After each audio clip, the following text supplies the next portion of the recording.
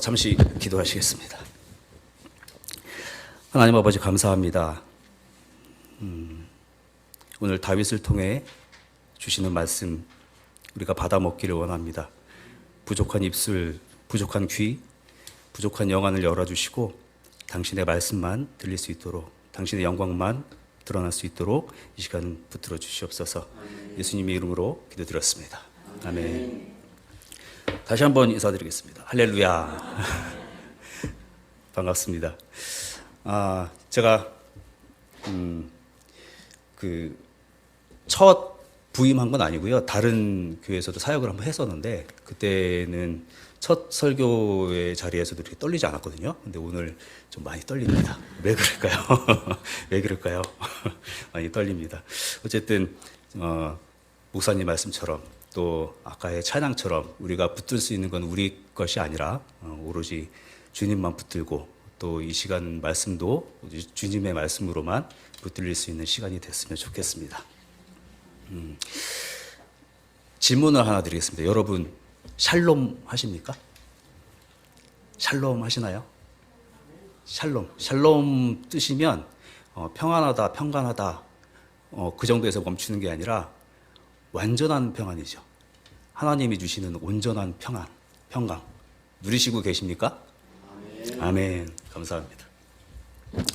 오늘 다윗의 말씀을 통해 다윗을 통해서 우리가 진정한 평강이 무엇인가, 평안이 무엇인가, 그리고 오늘의 주제 아까 있었는데 내 삶이 보여주는 것은 하고 점점점이 아니고요.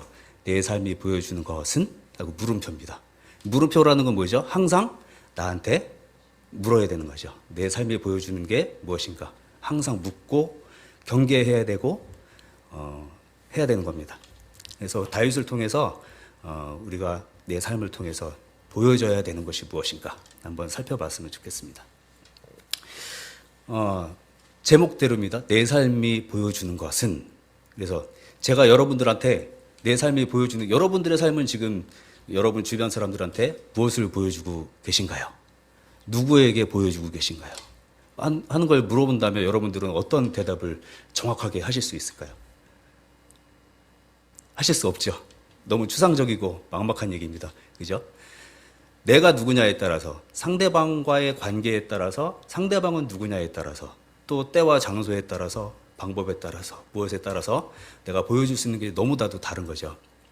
다윗은 오늘 본문의 말씀에 장소가 한 군데 나옵니다. 어디죠? 시글락이라는 곳에서 다윗이 보여준 행동에 대해서 한번 같이 나누고 우리가 다윗을 통해서 무엇을 배워야 하는가 한번 좀 살펴봤으면 좋겠습니다.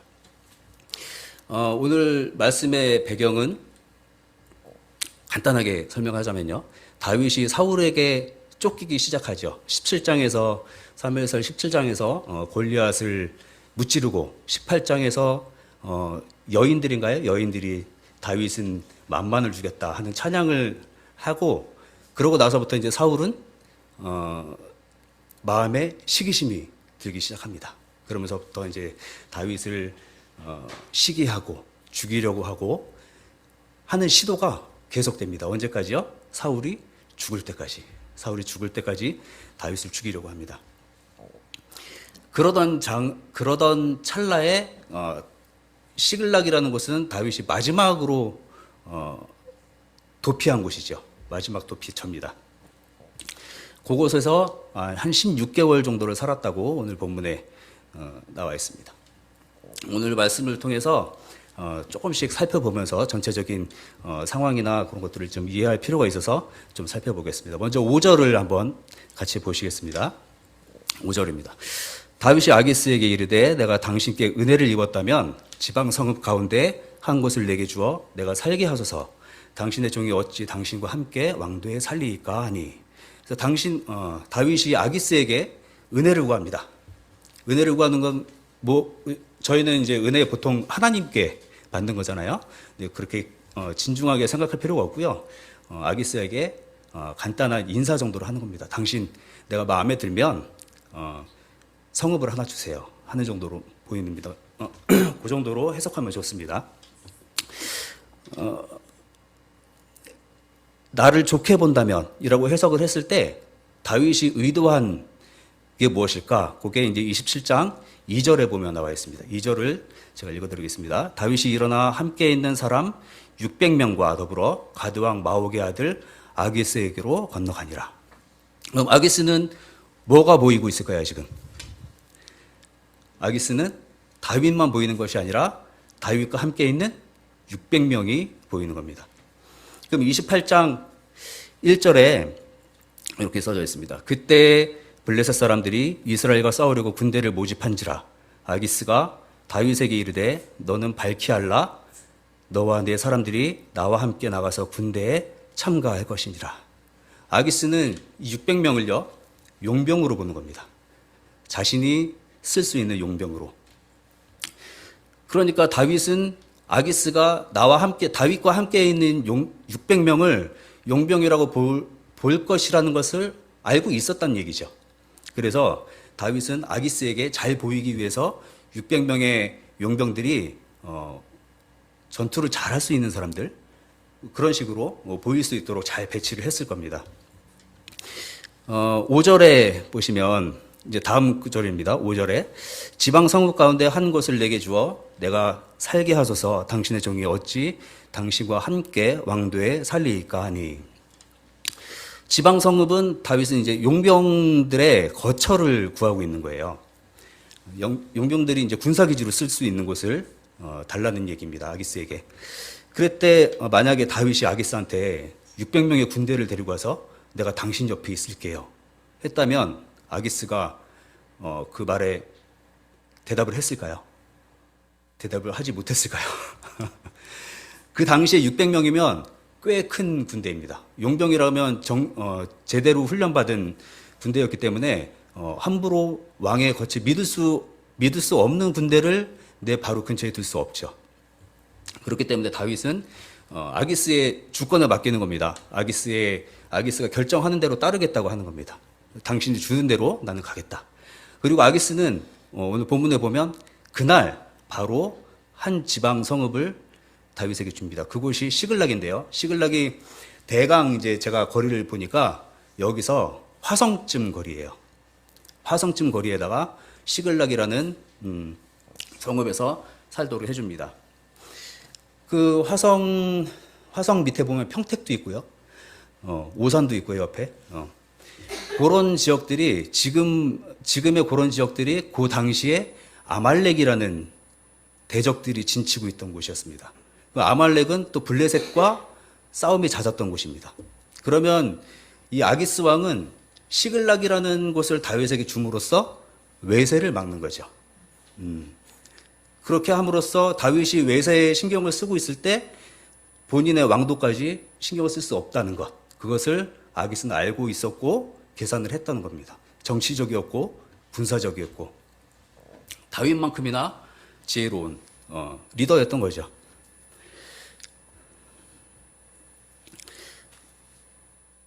네, 그렇습니다. 그리고 아기스는 다윗을 끊임없이 점검을 하고 있습니다. 10절을 한번 보시겠습니다. 10절에 이렇게 되어 있습니다. 아기스가 이르되 너희가 오늘은 누구를 침노하였느냐 하니 다윗이 이르되 유다 네겝과 여라무엘 사람의 네겝과 겐 사람의 네겝이니이다. 네겝이라는 건 그냥 남쪽 땅을 얘기하는 겁니다. 유다, 여라무엘 이런 사람들은 유다 지파의 땅이었고요. 여라무엘은 유다 지파의 사람이었습니다. 겐 사람은 출애굽할 때 이스라엘을 선대했던 족속입니다. 그러니까 아기스 왕이 듣기에 다윗이 정말로 이스라엘로부터 등을 돌린 상황이구나 하는 상황으로 알도록 다윗은 그렇게 대답을 하는 겁니다. 근데 사실은 다윗은 이 사람들을 친 게 아니고요. 8절에 있죠. 잠시만요. 27장 8절에 다윗과 그의 사람들이 올라가서 그술 사람과 기르스 사람과 아말렉 사람을 침노하였으니 그들은 옛적부터 술과 애굽 땅으로 지나가는 지방의 주민이라. 이렇게 기록이 되어 있습니다. 아말렉 사람들은 겐 사람과 반대의 입장입니다. 이스라엘 백성들이 출애굽할 때 이스라엘 백성들을 막았던 사람들입니다. 모세가 팔을 들면 이스라엘이 이기고 모세가 팔을 내리면 아말렉이 이겼죠. 바로 그 부족입니다. 그 부족과 다윗은 싸웠는데 그들과 싸웠다고 한 것이 아니라 나의 원래 내 편인 사람들을 내가 쳐서 공격을 했다 하고 대답을 합니다.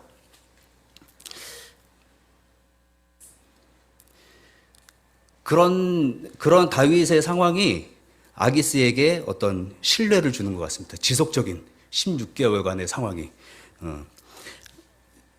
이 아말렉을 공격하고 했던 것이 한순간의 일이 아니고요. 지속적으로 있는 일입니다. 8절에서 9절에 다윗이 그 땅을 쳐서 남녀를 살려두지 아니하고 라고 기록되어 있는데요. 그 앞에 사실은 접속사가 하나가 들어가 있습니다. 그래서 다윗이 계속해서 그 땅을 치는 겁니다. 남녀를 죽이고. 그래서 다윗은 끊임없이 공격을 했어요.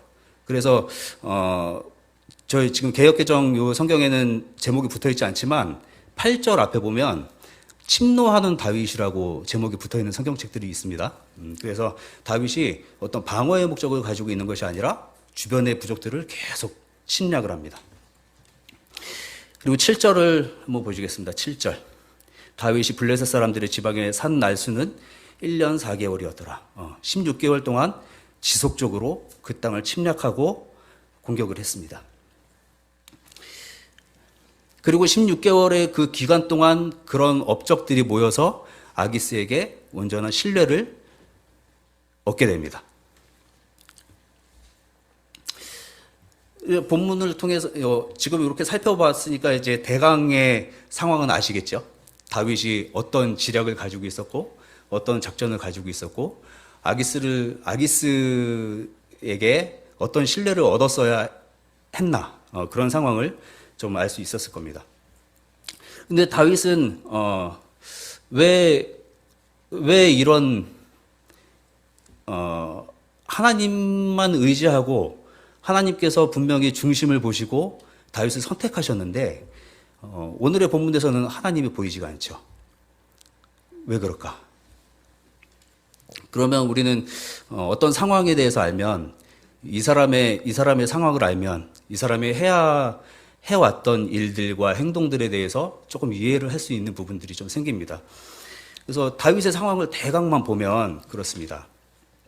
사울로부터 쫓기던 세월이 10년 가까이 됩니다.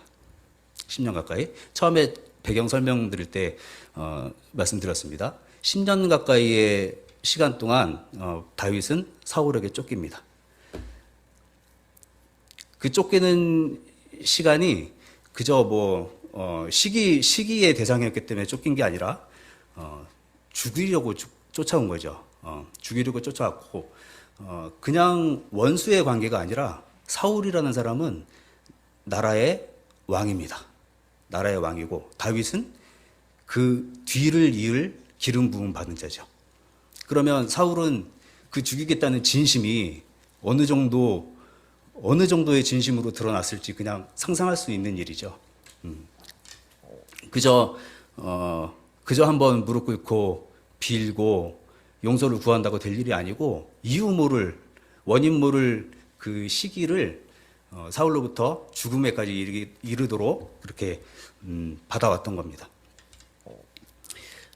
사울이 다윗을 죽이려고 했던 몇 가지 예를 한번 들어보면 그렇습니다. 그죠?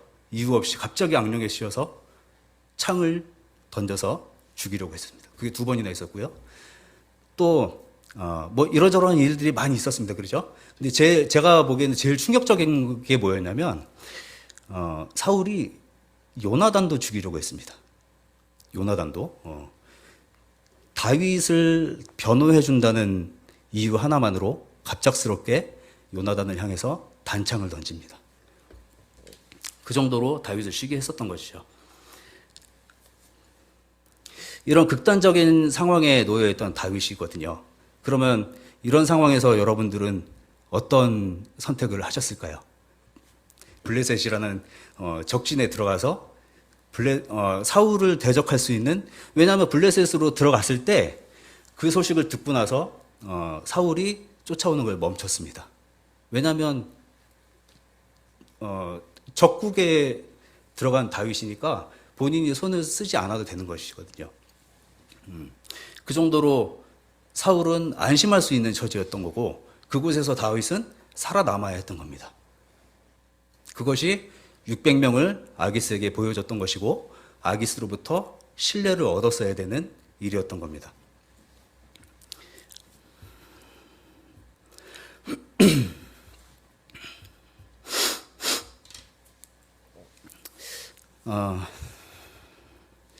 이런 다윗의 상황이 이해가 된다면 우리는 이제 무엇을 해야 하나? 우리가 항상 성경의 상황을 이해하면 우리의 상황에 이제 적용을 시도하잖아요.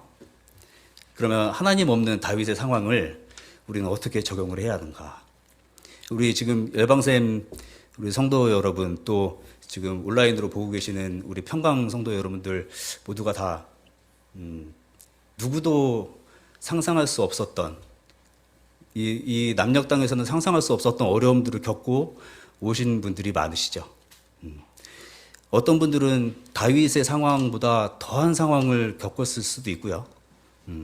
어떤 분들은 뭐 다윗의 일은 역사의 한켠으로 묻어두고 내 지금 있는 일들이 너무도 힘들고 지금 현재 닥쳐있는 삶들이 너무 어렵기 때문에 무엇보다도 뭐 넘어갈 수 있는 여지가 보이지 않는 분들도 계실 겁니다.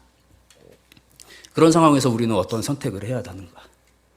우리는 어떤 지략을 가지고 주변에 이 세상을 이겨나가기 위해서 다윗이 가졌던 600명, 그 600명의 이 삶의 도구가 나에게는 어떤 것이 있는가?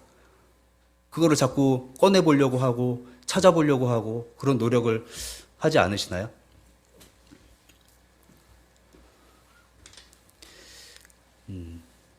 제가 여러분들한테 다시 다른 질문을 하나 드려보고 싶은데요. 이겁니다. 오늘 다윗은 아주 절망적인 상황에 살고 있었죠. 절망적인 상황에 처해 있었죠. 그런 절망적인 상황에 있는 다윗은 인생의 주연일까요? 조연일까요? 이건 대답을 좀 해주셔야 됩니다. 주연인가요? 조연인가요? 보통 영화에서 주연이나 조연들은 어떻죠? 네? 우리는 이 말씀을 보면 제가 저희 아이들한테도 이제 말씀 볼 때 이런 얘기를 해줍니다. 말씀의 주인공은 항상 하나님이다. 예수님이다. 성령님이다. 우리가 보는 아무리 위대한 사람들, 아브라함, 에녹, 오늘 보는 다윗, 모세, 노아, 그죠? 바울, 야고보, 베드로, 요한, 아무도 주연이 아닙니다. 다 조연입니다. 무엇을 위한 조연이죠? 하나님을 알게 하기 위한 조연인 거죠. 하나님의 영광을 드러내게 하기 위한 조연인 거고, 하나님의 역사를 증거하는 조연들입니다. 그런데 그 조연들을 통해서 하나님이 드러나니까 주연이 되는 거거든요. 주연으로 인식이 되는 거거든요. 복음으로 쌓여있는 사람들이 주연이 될 수 있는 겁니다. 그래서 오늘도 이 다윗의 이 본문을 통해서 숨어있는 주연을 찾아야 되거든요. 숨어있는 주연을 찾아야 됩니다. 당연히 주연은 하나님이시겠죠. 그러면 하나님의 모습이 여기서 어떻게 드러나는가 찾아봐야 합니다.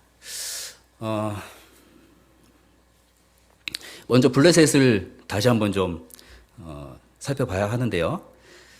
블레셋은 다윗과 아주 적대적인 곳이었습니다. 우리가 특별히 좀 비교해서 살펴봐야 될 곳이 사무엘상 23장입니다. 사무엘상 23장에 보면 그것도 다윗이 블레셋과의 전투를 하는 곳입니다. 그일라라는 곳에서, 그일라라는 곳을 블레셋이 쳐들어왔을 때 다윗이 하나님께 묻고 물으면서 싸우는 곳입니다. 계속 묻습니다. 23장 2절에 이에 다윗이 여호와께 묻자와. 그러고 이제 공격으로 하려고 하니까 사람들이 불안해합니다. 그래서 4절에 다시 다윗이 묻습니다. 다윗이 여호와께 다시 묻자온대. 그리고 다윗이 여기 그일라에 있는 것을 사울이 듣고 해하라는 것을 알자마자 10절에 다윗이 또 묻습니다. 여호와께. 다윗이 이르되 이스라엘 하나님 여호와여. 그런데 오늘 27장에서는 블레셋은 여전히 적대적인 곳입니다. 그런데도 다윗은 그곳으로 들어갑니다. 그렇게 여호와의 뜻을 잘 묻고 순종했던 다윗이 이곳에서는 묻지 않습니다. 27장 1절에 보시면 다윗 이렇게 되어 있습니다. 다윗이 그 마음에 생각하기를 내가 후일에는 사울의 손에 붙잡히리니 블레셋 사람들의 땅으로 피하여 들어가는 것이 좋으리로다.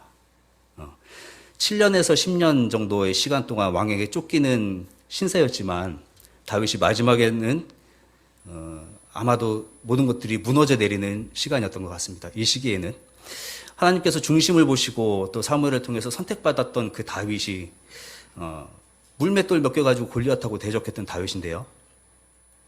그런데도 이 오랜 시간과 쫓김 속에서 지치고 무너져 내리는 거죠. 그 속에서 다윗이 아기스에게 보여줘야 했던 것들이 내 주변에 모여 있는, 내가 내 힘으로 모은 분들도 아니거든. 내 힘으로 모은 사람들도 아니고 다윗이 아둘람 굴에 갇혀 있을 때 다윗이 그곳에 있다는 얘기를 듣고 스스로 모여 오는 사람들이거든요. 사실은 군사들도 아닐 수 있습니다. 그저 삶의 피폐하고 그것을 피하기 위해서 리더를 찾아서 모여든 사람들입니다. 그래서 그 사람들을 나의 군사로, 내 도구로, 나를 증명하는 하나의 도구로 사용할 수밖에 없었던 다윗입니다. 이렇게 내가 투철하게 나의 도구를 찾아서 내 인생을 증명하라고 애쓰는 사람들이 인생의 주연입니다. 내 상황이 실패하고 내가 무엇을 하던 간에 안 되고 절망에 갇혀 있고 뭔가 올라가 보려고 하지만 그 절정의 단계에는 까마득히 멀게만 느껴지는 사람일지라도 내 인생을 내가 개척하려고 뭔가를 해보려고 하는 사람들, 내 주머니에 있는 도구들을 꺼내서 내가 뭔가를 해보려고 하는 사람들이 인생의 주연입니다. 그러면 주연인 사람은 내 인생의 주연이 둘일 수가 없는 것이죠. 하나님은 조연이 되는 겁니다. 그렇죠? 여러분 어떠십니까? 여러분들은 지금 조연으로 살고 계시나요? 아니면 주연으로 살고 계시나요? 주연으로 살고 계실 수도 있고 조연으로 살고 계실 수도 있을 것 같습니다. 어떤 부분에 대해서는 조연일 수도 있고 어떤 부분에 대해서는 주연이 될 수도 있고, 그죠? 내 상황에 따라서 내가 드러나야 되는 것이 어떤 것인가에 따라서 항상 역할이 바뀌게 될 겁니다. 어려운 문제입니다, 항상. 그런데 생각해 봐야 되는 것이 있습니다. 주연은 항상 책임이 따릅니다. 책임이 따라요. 그래서 우리는 세상의 사람들은 스스로 주연이 되려고 하죠. 그러면서 내가 책임지려고 합니다. 그런데 너무도 은혜라고 하는 거죠. 우리가 믿는 하나님은 너네는 주연이 될 필요 없어. 너네는 조연으로 살아. 그러면 내가 주연이 돼서 내가 책임질 거야. 그런데 거기서 끝나는 게 아니라 내 은혜를 덮었던 너희들은 내 복음을 세상에 가서 전할 때 주연이 되는 거야. 말씀하고 계시는 겁니다. 기꺼이 나의 구속주, 또 나의 창조주, 그분을 인정하고 주권을 인정하는 것이 내 삶의 주연의 자리를 그분에게 내어드리는 겁니다. 그럴 때 하나님은 역사하시죠. 일하실 겁니다. 내 손에서 도구가 치워져야 하나님이 내 손을 들어서 일하십니다. 오늘 설교 제목이 내 삶이 보여주는 것입니다. 우리의 삶에서 보여줘야 하는 것이 무엇인가? 주연으로서의 삶인가? 또 조연으로서의 삶인가? 정답을 알고 있습니다. 우리 나는 조연으로 살고 주연은 하나님이 되셔야 된다. 알죠? 근데 오늘 다윗의 상황을 봤을 때 우리도 항상 그런 갈등 속에 있잖아요. 조연과 주연의 갈등 속에 어려움에 닥쳤을 때, 낭떠러지 앞에 섰을 때, 내 밧줄은 어디 있어? 내 사다리는 도대체 어디 있는 거야? 찾는 거죠. 하나님은 놔두고 나의 도구를 찾습니다. 근데 이런 상황에서 시편 56편에 보면 다윗이 이런 상황에서 감정을 실어놨습니다. 시편 56편입니다. 제가 중요한 몇 절만 읽어드리겠습니다. 시편 56편 1절에 하나님이여 내게 은혜를 베푸소서 사람이 나를 삼키려고 종일 치며 압제하나이다. 시편 56편 8절입니다. 나의 유리함을 주께서 계수하셨사오니 나의 눈물을 주의 병에 담으소서. 이것이 주의 책에 기록되지 아니하였나이까. 나의 힘든 상황들, 유리하고 있는 상황들을 하나님께 고백하고 있습니다. 내 주변에 600명을 보는 게 아니고요. 하나님께 내 모든 것들을 아뢰고 있습니다. 4절입니다. 내가 하나님을 의지하고 그 말씀을 찬송하올지라. 내가 하나님을 의지하였은즉 두려워하지 아니하리니 혈육을 가진 사람이 내게 어찌하리요. 10절입니다. 내가 하나님을 의지하여 그의 말씀을 찬송하며 여호와를 의지하여 그의 말씀을 찬송하리이다. 다윗은 하나님을 의지하게 되니까 뭘 하죠? 도구를 찾는 게 아니라 감사하고 찬송합니다. 제가 아까 기도 시작하기 전에 우리 찬양팀 리더님 찬양을 들으면서 제 설교 원고가 넘어간 줄 알았어요. 우리가 사람을 보고 세상을 볼 때 다 헛된 거죠. 다윗의 상황이 그런 것 같습니다. 하나님을 바라보고 하나님을 의지하는 것이고 또 600명이라는 사람을 모아주신 것이 나의 도구로 쓰는 것이 아니라 하나님께서 엘리야에게 말씀하셨던 숨은 7,000명을 숨겨두셨던 것처럼 남겨두셨던 것처럼 또 우리에게 공동체를 주시는 것 같습니다. 600명이라는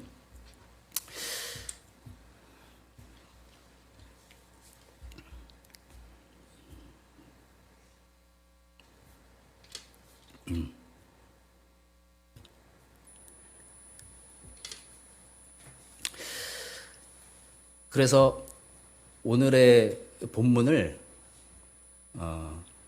한번 살짝 바꿔보는 시도가 필요합니다. 철저하게 가려져 있어요. 다윗만 주연으로 올라가 있고 하나님은 조연도 아닌 것처럼 보입니다. 보이지가 않아요. 그래서 이 부분을 우리의 삶에 적용하면 이렇게 될 것 같습니다. 다윗의 부분에 나를 두면 됩니다. 그죠? 우리가 어린아이들한테 적용할 때 제일 쉬운 부분이잖아요. 이름 바꿔서 넣기. 다윗 부분에 나를 넣고 아기스의 부분에 하나님을 넣습니다. 하나님을 넣습니다. 나를 하나님 앞에 어떻게 보여드리는 것이냐, 어떻게 보여드려야만이 하나님께서 나를 통해서 일하시는가. 제가 한번 살짝 바꿔가지고 한번 읽어드리겠습니다. 내가 하나님께 아뢰되 하나님 아버지 저는 아무것도 없습니다. 당신 앞에 보여드릴 것이 아무것도 없습니다. 그런데도 날 구원하신 주님 바라건대 내가 당신께 은혜를 입었다면 나를 바라봐 주옵소서. 내게서 얼굴을 돌리지 마옵소서. 내가 사망 가운데서 살지 않도록 하시고 당신의 영광을 누리며 살도록 하옵소서. 이것이 우리의 고백이 되어야 우리의 삶에 하나님이 주인공이 되시고 주연이 되셔서 역사하실 줄을 믿습니다. 그렇게 할 때 하나님께서 나에게 아무것도 없는, 정말 나는 아무것도 아무 도구도 없는 것 같고 아무 쓸모도 없는 것 같은 나에게 600명의 다윗 옆에 있던 600명의 사람들을 붙여줄 수 있습니다. 그것이 하나님의 역사고요. 그 600명과 누리는 하나님 나라를 우리에게 허락하실 줄을 믿습니다. 그리고 우리가 속한 그 나라는 유다의 지파에 속하는 것이 아니고요. 이것은 하나님의 영광에 영원히 속하는 겁니다. 조금 있다가 우리 찬송가 502장을 부를 텐데요. 502장이 빛의 사자들이여입니다. 빛의 사자들이여. 빛의 사자들이여. 그 찬송입니다. 사자, 전령이죠. 전령은 어떤 역할을 하죠? 누군가의 메시지를 전해주는 겁니다. 그죠? 그러면 내가 전하는 그 소식에 책임을 누가 지죠? 내가 지나요? 나는 책임이 없어요. 그죠? 그저 전하는 역할일 뿐인 거죠. 하지만 그 소식의 책임은 소식의 원천자. 내가 복음의 전령이면 복음의 주인공이 책임을 지는 겁니다. 그죠? 나는 책임이 없습니다. 그런데 신기한 것이 아까도 말씀드렸었죠. 성경의 주인공들이 왜 주인공이 되죠? 빛에 쌓이기 때문에, 복음으로 쌓이기 때문에, 복음을 전하는 자이기 때문에 주인공이 되는 겁니다. 그 주인공을 들어서 하나님이 드러나시고 하나님의 역사가 일어나고 하나님의 영광이 보여지기 때문에 그런 것이라고 생각을 합니다. 우리도 그런 전령이 되었으면 좋겠습니다. 이 찬양을 부를 때 정말로 전령이 되어서 빛의 사자가 되어서 내가 전하는 것이 어둠의 사자가 아니라 나는 정말로 빛의 사자가 되어서 그 빛 대신 그분을 쫓아가는 거죠. 아까도 찬양이 있었죠. 빛. 그렇게 빛된 전령이 되시는 여러분들이 되시기를 축복합니다. 제가 잠시 기도하겠습니다. 하나님 감사합니다. 다윗을 통해 우리가 정말로 드러내야 할 것이 무엇인가를 살펴봅니다.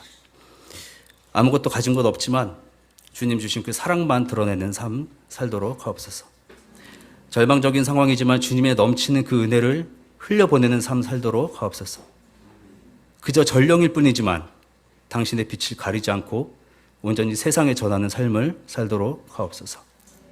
내가 가진 것을 드러내는 것이 아니라 아무것도 아님을 고백하고 당신께 울부짖을 때 당신의 역사를 경험하는 사랑하는 우리 열방샘 또 평강 성도님들 되게 하옵소서.